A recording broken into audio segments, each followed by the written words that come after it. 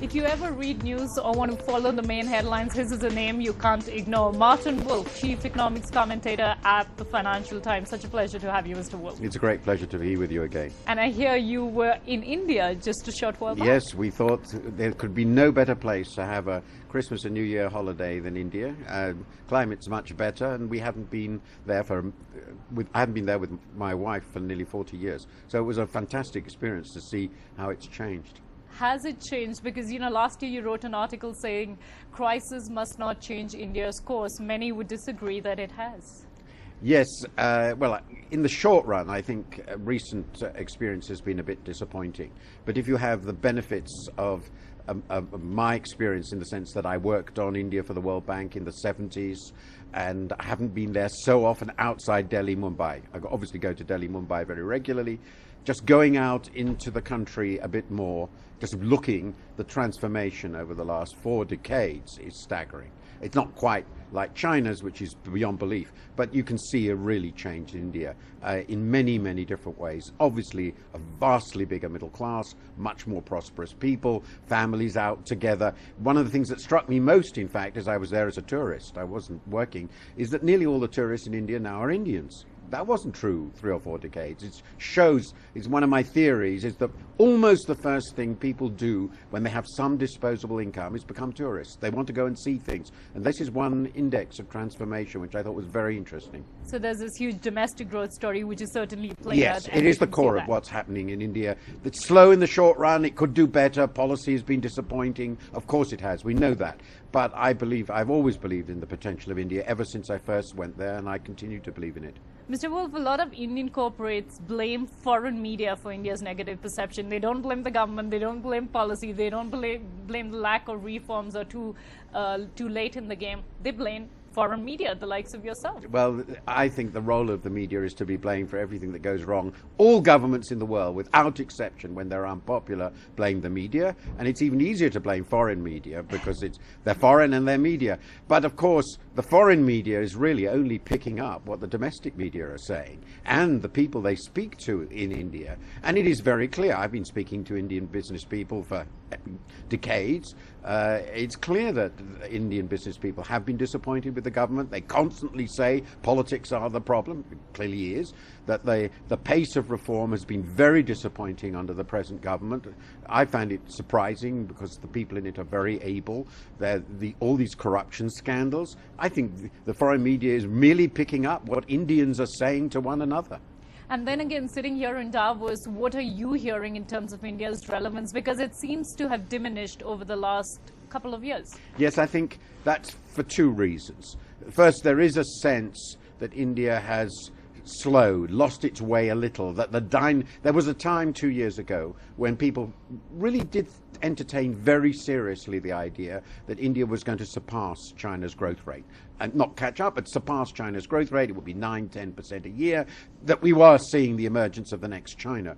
I think that confidence has gone. It's sad, but I think that has gone because of the performance, because of all the stories we are reading. In addition, of course, there simply was an incredibly powerful Indian presence here, ministerial, business, and I haven't done the computations, but my impression is it's substantially diminished over the last couple of years. So for both of these reasons, the Indian presence has diminished. This does not mean, I think, in any way that people have lost interest, lost belief in the country, in its longer-term potential.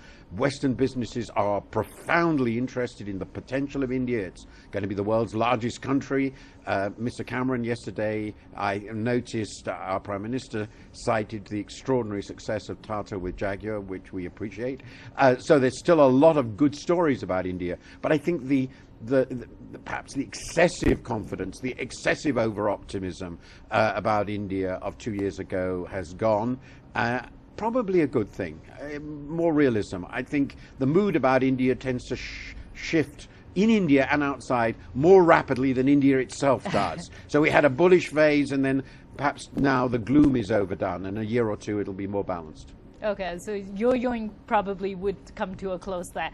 Let's move to your sense in terms of the main issues in the world and here at Davos.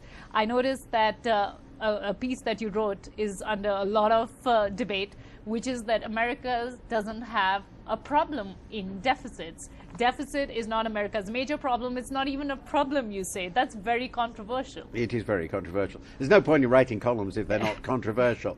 I think the United States has a long-term fiscal problem.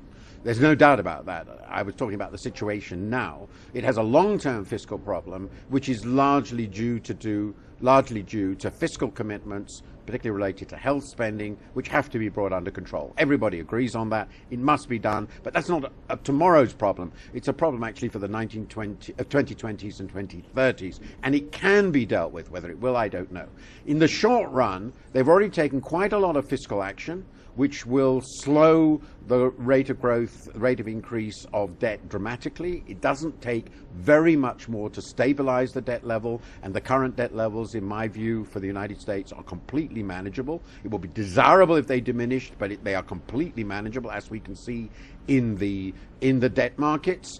And the prospects, I think, are that the United States economy will actually surprise us on the upside in the next few years, and we will see revenue coming back. We will see temporary spending on unemployment fall, and I think we might be surprised by how much the American deficit diminishes. Finally, the current deficit was a consequence, in large part, not entirely, of the huge crisis they faced, and of course the unfunded tax cuts under Bush.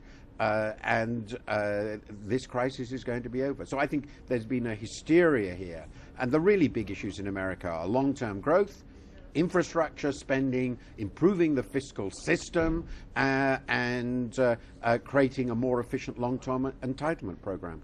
But are you saying that governments' deficits across the world are not a problem? Because it's happening everywhere, where sovereign governments are bailing out the private financial sector all across the world. And now there is a situation, and I know you've explained in great detail, you've done the maths, you said private surpluses equal those government deficits, but isn't it just kicking the can down the road? We are setting ourselves for a huge, much bigger than the previous 2008 financial crisis, a sovereign debt crisis. Well, the answer to that, as with all things in economics, is it actually depends. There are countries that are clearly in huge fiscal crisis and have to cut dramatically.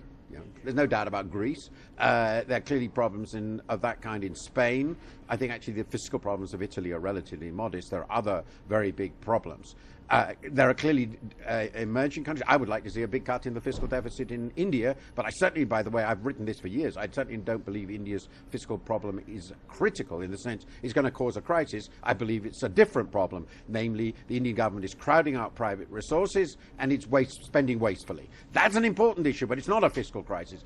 Japan has a debt ratio of 240% of GDP, and they're going to increase their fiscal deficit further, and I think they're right. I know this is controversial, but I think that's what they have to do. They have to get the economy moving again.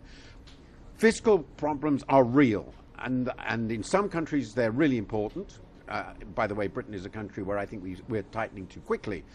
But they are not the only economic problems countries face, and they have to be seen in the medium to long term. They have to be seen in the context of crises on the one hand and potential long-term growth on the other.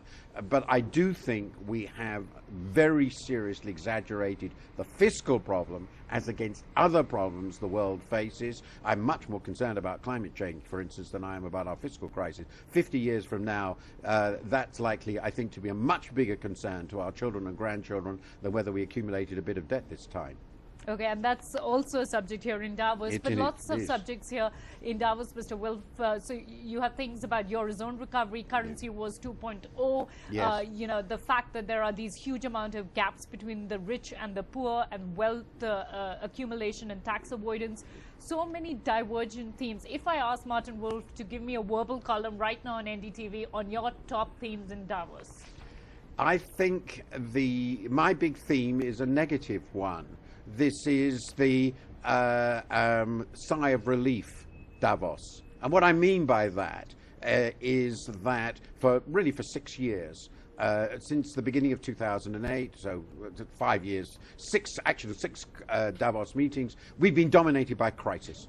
Everything has been what's going to fall over next week, what bank, what country, what's going to happen. This is the first one since 2007 when nobody expects an imminent financial crisis anywhere. They may be wrong.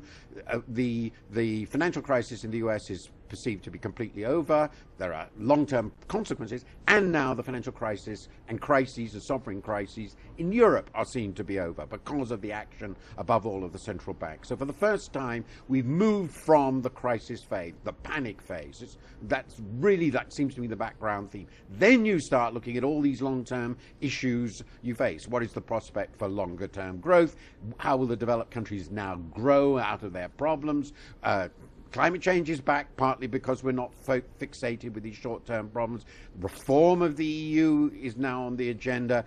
The poverty agenda is back, both within inequality and globally. So we can start looking again, really for the first time 5 or 6 years, at these various long-run issues which have always been there, because everybody's breathing a sigh of relief.